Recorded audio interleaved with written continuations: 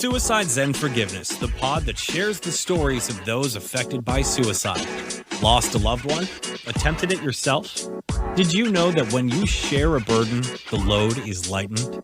Come listen in with your host, Elaine Lindsay. Suicide Zen Forgiveness, the podcast, is for education only.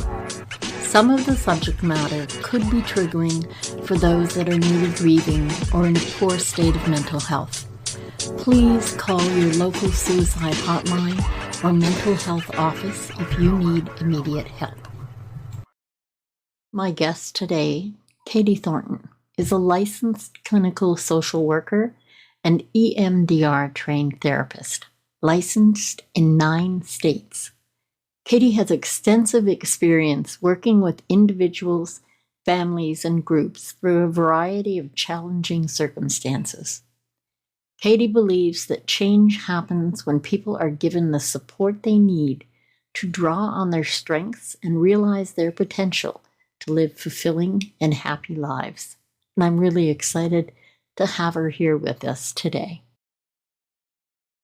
And it's good to be here once again. So without further ado, I'm going to go ahead and bring Katie up on stage.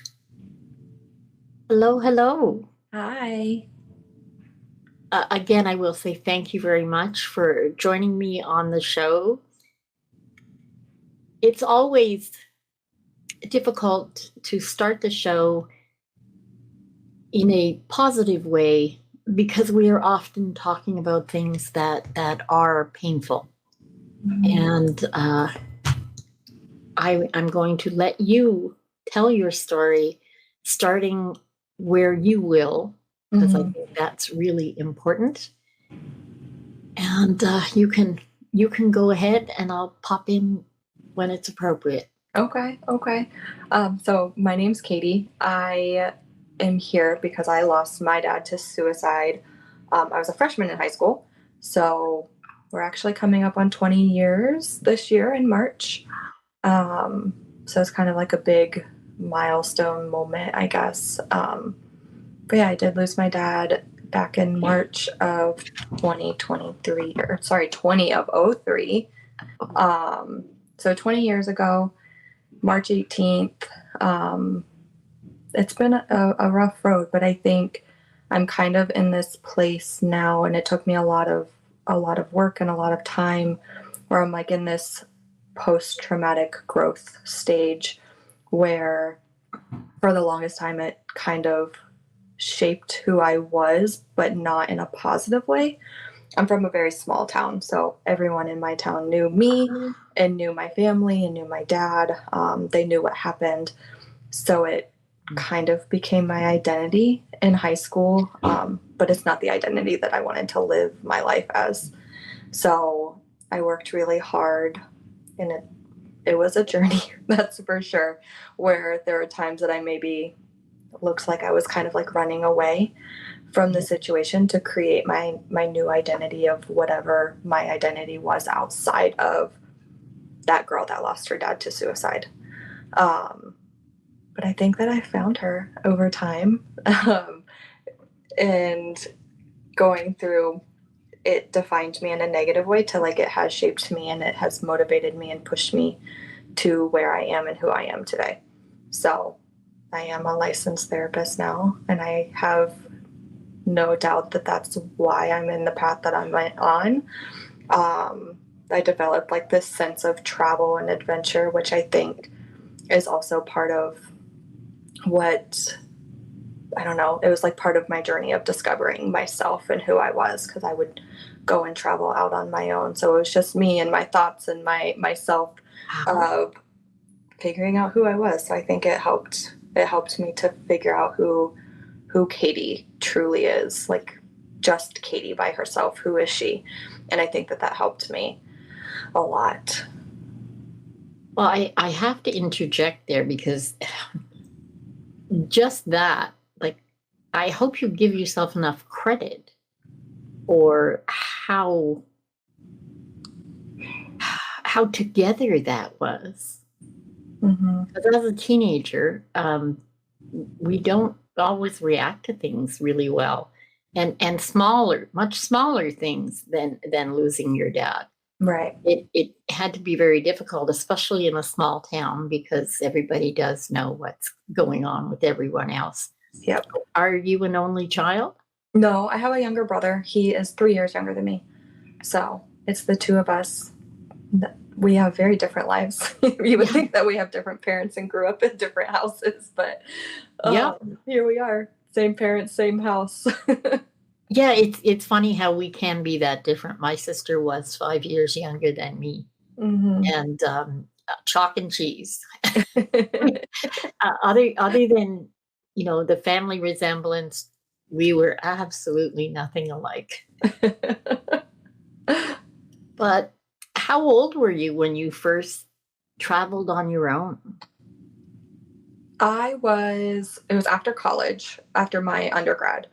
So I went to college at 18, and I intentionally picked a university where basically no one from my high school was going. I think 2 people from my class went, which, I mean, isn't that many. So I was like, okay, I'm fine with that. So I intentionally picked a college that no one else was going to, so no one else would know me.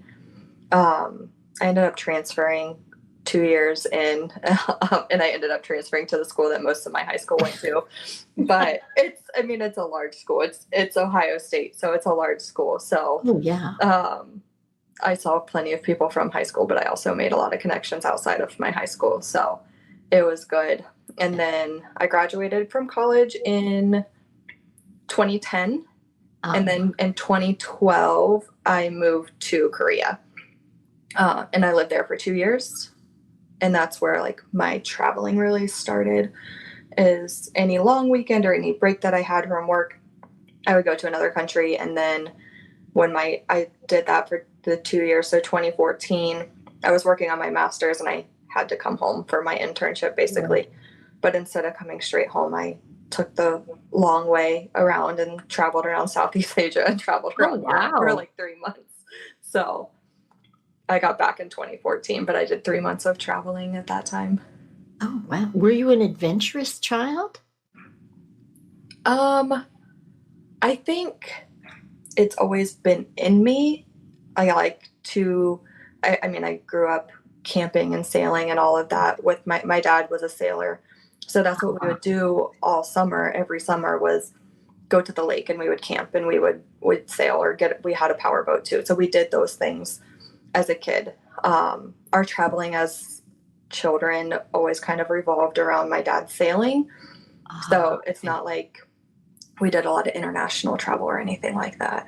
So it was around either sailing or soccer because I played soccer.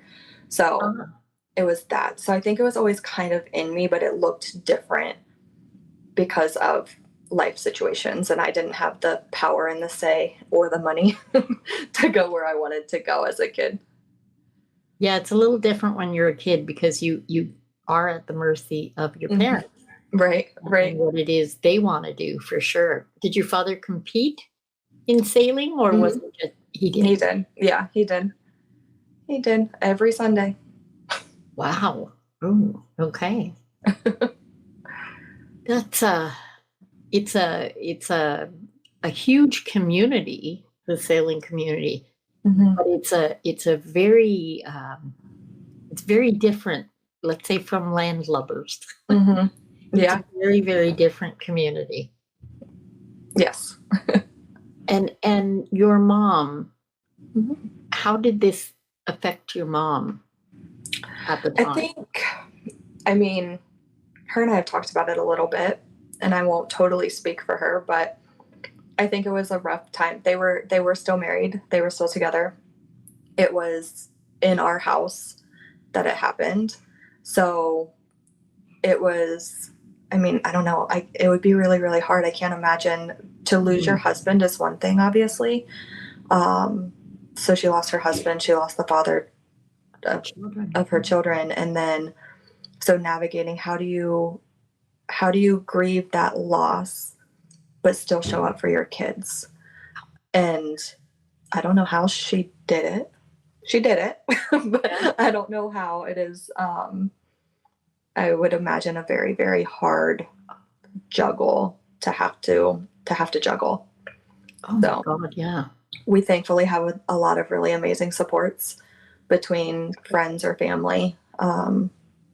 So I think that is the number one way that we all kind of got through it is, I mean, the night that it happened, we probably had 25 people all there to, whether it be help take care of us or help take care of her, or help take care of the house or him, or whatever the case may be.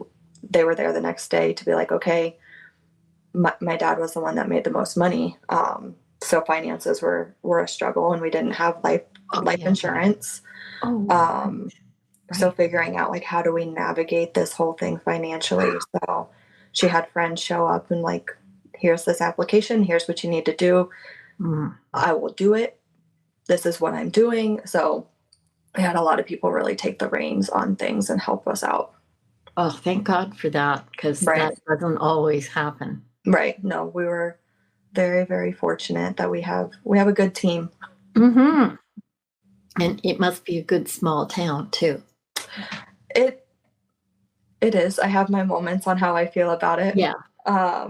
But there are definitely good things that have come out of it. Yeah. I think that's normal. I think we all have mixed feelings about where we grew up and the people around us.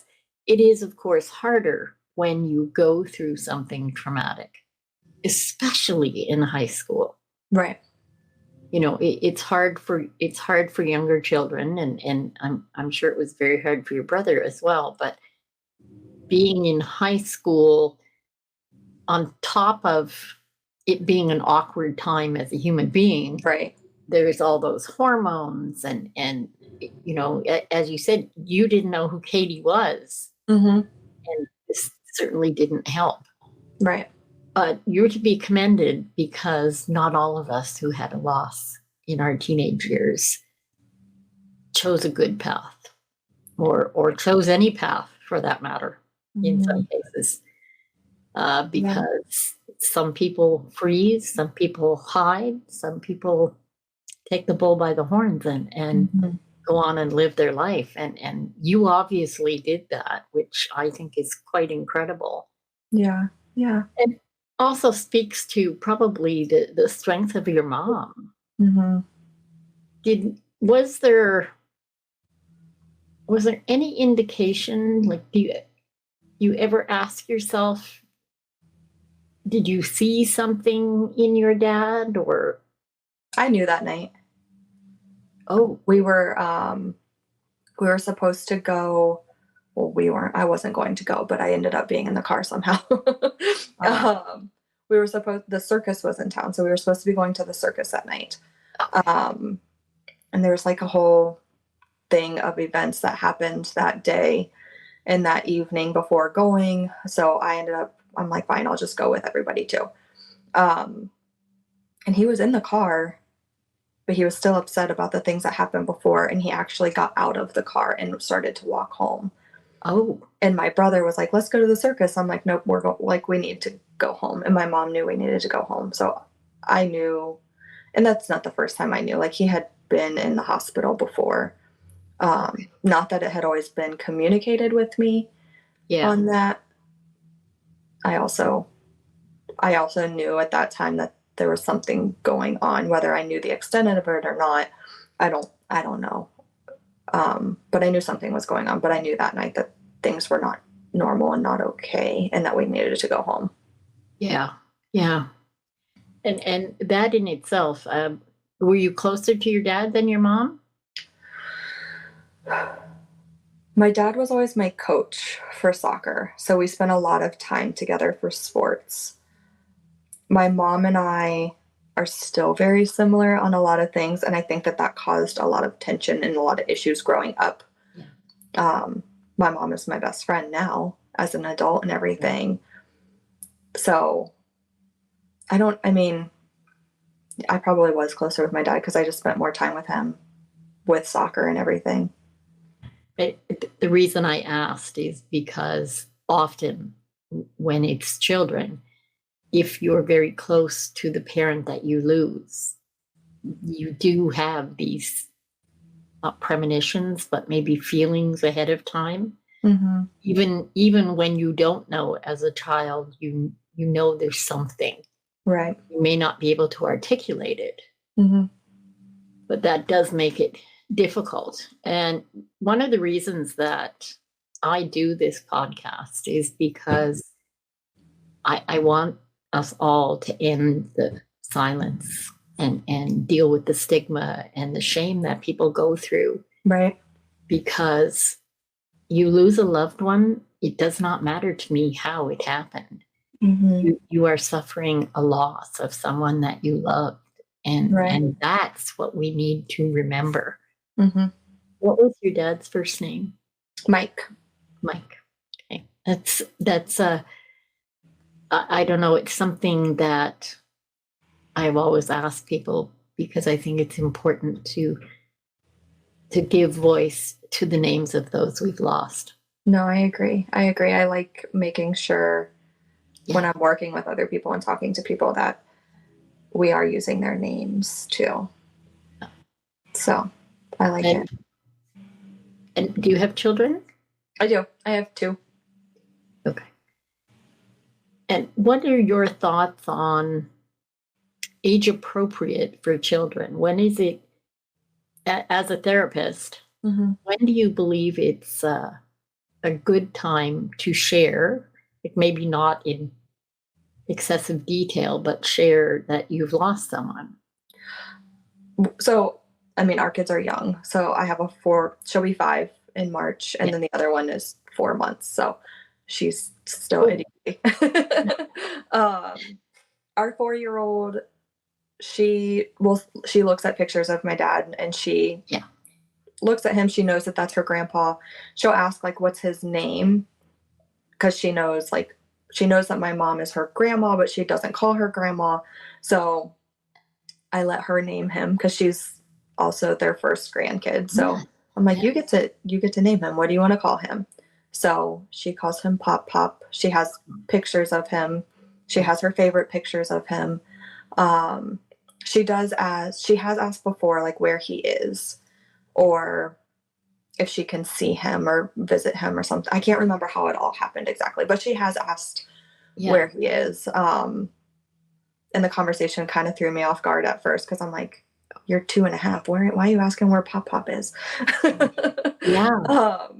But we've gone to, and I think every family is going to be different on how they handle the conversation. And granted, our family is not super religious or anything like that, but I don't know, the first thing that kind of came to both of us, because her other grandpa has also passed away.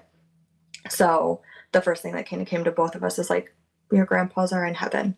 And right now that's good enough for her. And she's like, yeah, they're in heaven. They're happy.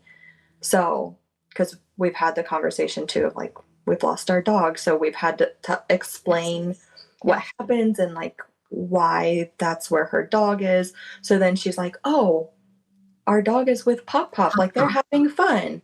So it gives her like that sense of peace and comfort, I guess. I don't know. And continuity. That's where we are with the conversation right now, is Pop Pop is in heaven.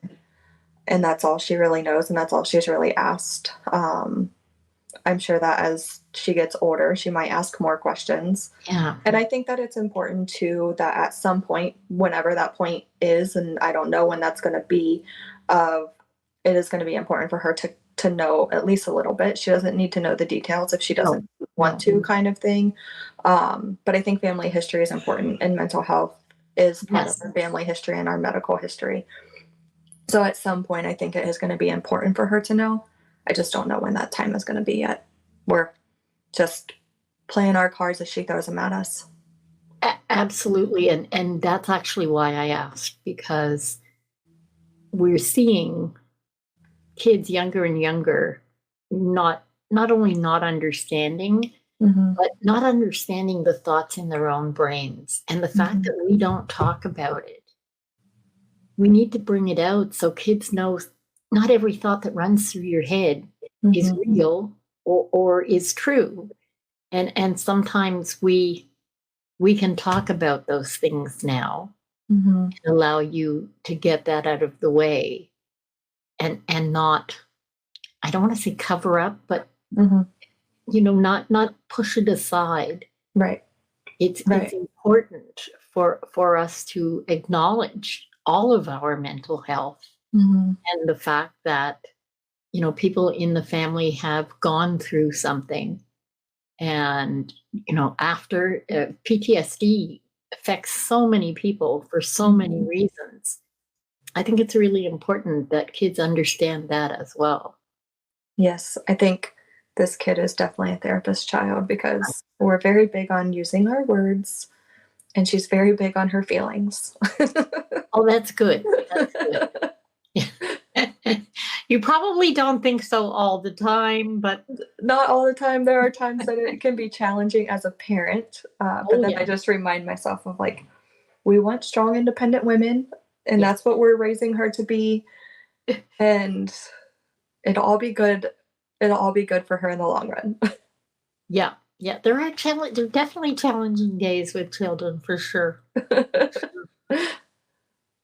But I wanted to say, and do you think your father's death led you down the path of your career, or was it wasn't something you were leaning towards prior? I was always thinking about being in the field of like working with people and helping people. So yes, in that aspect, that's always been a thing. But specifically working on therapy and mental health, no, no. I think his death and the way that he did die is absolutely what pushed me into the mental health direction of helping people and working with people. Because I was looking more like the medical side and the medical aspect. But after that, I was like, no, that's not the route that I want to go. No. And I it's a very double-edged sword that we have to live through these things to have full empathy for others who are going through these things. Right. And that makes you a very good therapist because you understand. Right. I think, I mean, it definitely gives me kind of that benefit is I've been through something too. So Yes. it gives that relatability. And I say that all the time when I'm meeting with potential clients is like, I can have the entire alphabet behind my name, and I can have all the degrees and all the certificates and all the training in the world. But if you feel like I can't relate to you, or I don't understand you, or you just don't like my personality, because that's a big thing too, I'm not the right therapist for you, because that relationship between a therapist and a client is so important. And that is going to be more important and more impactful and lead to more success than having the whole alphabet behind my name. Absolutely. I totally agree with you. And it's interesting because I've had this discussion about the medical field in general. Mm-hmm. I firmly believe that all doctors, need to go through the process of surgery before you can fully understand how to be a good surgeon. Right. Right. And the same for dentists. And I think it's really important for you to be able to have had that knowledge, that understanding, so that you can be much more empathetic. Right. No, I agree. And it will resonate, I'm sure, with your clients as well. Yeah. Yeah. And you have a rather broad-based practice as well. I've definitely been in a lot of different areas throughout my career, for sure. Whether it be in working with children, working with families, working in schools, working in child protection. So I've definitely been in a variety of areas. And then also working in like nonprofits or community mental health agencies. Oh, okay. So, and then private practices. And then I have just recently gone out on my own. So now that I'm out on my own, I am being a little bit more like strict and narrow about what I take, and like really honing in on my skill set and my area of expertise and all of that. So now that I'm on my own, I am being a little bit more picky and strict about who I'm working with. But I feel like I kind of can be, and that's how I'm going to be the most successful, is just really Absolutely. honing in on my strengths. Absolutely. Because when that's what you bring to the table, then that's where you can be most effective. Absolutely. Mm-hmm. On that note, we talked briefly before this about some, I think it's exciting upcoming news. Yeah. What is it you're going to be doing in March? No, I am excited about it. It's something that I have been wanting to do for a while, and life kept happening. So it hasn't happened yet, but it's going to. In March, I am going to start a group for people that have lost someone to suicide, and working on helping people to find that strength again after losing a loved one to suicide, and helping them through that process and that journey. And I think in the mental health world, we always say it's okay to not be okay. Yeah. And that's absolutely true. Like, it is okay for us to not have good days all the time, because that's reality with human beings. And I feel like the other thing, especially with a suicide loss, is reminding people that it's also okay to be okay. Yes. Because we have so much guilt, I think, when it comes to suicide, of like, they were obviously in this not so good headspace, and that's where they were, and they were clearly struggling and battling and fighting with themselves internally. So I think sometimes when we work through that grief is hard, and it's complicated, and there's all these different things. Yeah. And then when we get to that acceptance stage of grief, we can also be like, ooh, then there's this guilt of, I shouldn't be okay. I shouldn't just be like going and living my happy life when like this person was going through all these terrible things, and this is what happened. Like, how can I be okay and live my life and be happy and excited? So you feel guilty. And I think it's a normal part of grief, especially with the suicide grief. Yeah. And I also want people to know that like it's okay to still like be happy and excited about life. And another piece to that is there is no time frame. No, there's not a timeline on grief, unfortunately. And just because there's the stages of grief, and you've gone through the stages of grief, doesn't mean that it's not going to come back up for you another time. Life events seem to bring that grief back up, where it's like, I've already gone through these things, so why am I going through, like, why am I depressed again? I went through depression, so why am I depressed? But life events seem to bring those things back up. I totally agree. I've often thought it's kind of like a merry-go-round. Mm-hmm. I don't want to get back on, but it's there, and it's attached to me, and there are things that are part of my history, and you find yourself sometimes right back on there. Mm-hmm. Yeah. I know that over the years, that's been a common question for people is, well, how long is too long? Like, or how short is too short? And I think it's really important that we reinforce the fact that everybody is individual. Mm-hmm. Absolutely. It's going to look different for everybody, and it's going to feel different for everybody. Yeah. And I mean, you can go back to the fact that my brother and I are in the same family, in the same household, and we had the same like upbringing, but we grieved differently. And that doesn't mean that either one of us grieved right or wrong. We grieved the way that we needed to grieve at that time. And that's a really super point. There is no right or wrong to grief. It just is, however it is for you. Yeah. Yeah. And that's the other reason that I do the podcast, is because we found that in sharing your story, it can somewhat lighten your burden, and can give you the opportunity to sometimes bolster the good memories. And remember to say their names. Right.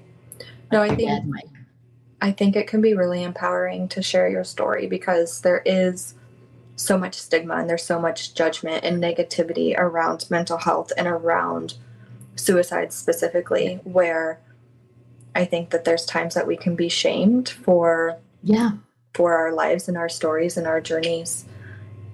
But when you go through it and you finally find your voice to be able to share your story and know that it can actually impact other people in really positive ways, it is also really empowering and therapeutic to just like get it out of you. So it helps you and it can help other people. Yeah, and sometimes that's just that extra incentive you need to deal with another little piece of your grief is to share your story. Yeah, absolutely. So is there something you would like to leave the audience with, that either something you find useful, something that you tell your clients, something that's intrinsically you? Oh, I don't know. That's a hard one. I mean, I do remind my clients, like making yourself a priority, especially as a parent. You still have to put yourself first. And I know not everyone agrees with that, but we do have to make ourselves a priority so that we can take care of ourselves and we can show up the best way that we can show up in all of our other areas of life. And then I like to, especially when it's suicide and those that have lost someone to suicide, is just reminding them that it is okay to be okay and it's okay to be happy and excited about life again, because that's what you deserve. It was beautifully said, Katie. Thank you so much. Of course. I really appreciate Katie Thornton being with us today, and I look forward to perhaps talking with you again, Katie. Absolutely. Absolutely. I'm Elaine Lindsay. This is Suicide Zen Forgiveness. As per always, make the very best of your today, every day. I look forward to seeing you next time. Bye for now. Don't forget to subscribe so you'll get notified for the next episode. And if what you hear here resonates or helps in any way, please kindly leave a review. It'll be greatly appreciated. And remember, sharing your story can help lighten your burden. It's always with much gratitude that I end each show, confident in the positive message my guest has shared. In spite of losing her father as a teen, I want to thank Katie Thornton and remind you to have a look at her links in the notes. I look forward to having you join me next time. Thank you for listening. Please subscribe on your favorite service. Suicide Zen Forgiveness was brought to you by Truel Social Media, the digital integration specialists. Let them get you on page 1 in the search results. And also by Canada's keynote humorist, Judy Croon, the motivational speaker, comedian, author, and stand-up coach at Second City. On the stage, Judy draws from her wealth of performance experience, wit, and insight to entertain, inform, and inspire in her dynamic keynotes and half-day workshops.